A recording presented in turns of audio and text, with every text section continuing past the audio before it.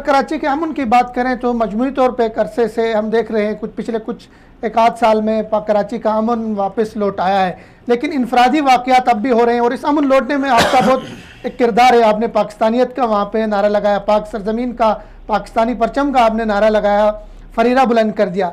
लेकिन इनफरादी तौर पे कुछ वाक़यात हुए हैं, जो जैसे कि अली रज़ा आब्दी साहब कत्ल हुए, मौलाना मुफ्ती तकी उस्मानी साहब पर हमला हुआ, तो कौन अनासिर हो सकते हैं जो कराची के अमन को ख़राब करना चाह रहे हैं? अली रजा आब्दी से पहले हमारे भी दो साथी शहीद हुए हैं। हमारे ऑफिस पे हमला हुआ, हमारे दो साथी शहीद हुए, 3 साथियों को जख्मी किया गया नाज़िमाबाद गुलबहार में। तो ये वाकयात हुए हैं और यकीनन अब भी शहर में ऐसे एलिमेंट, खैर वो पकड़े गए, हमारे कातिल जो थे वो सारे पकड़े गए। और जो लोग पकड़े गए उन्होंने बताया कि वो अल्ताफ हुसैन साहब की इंस्ट्रक्शन पे भी सारा काम कर रहे थे। उनकी वीडियोज हैं, उनकी ऑडियोज हैं, उनकी सारी जो है वो ट्रेस आउट हो गई है सारी। तो जो हमारे साथियों के जो कातिल थे वो तो डेफिनेटली लंदन MKM से ताल्लुक था और अल्ताफ हुसैन साहब इस सारे कार्रवाई के पीछे थे। ये डोंट मेरे पास अब तक इंफॉर्मेशन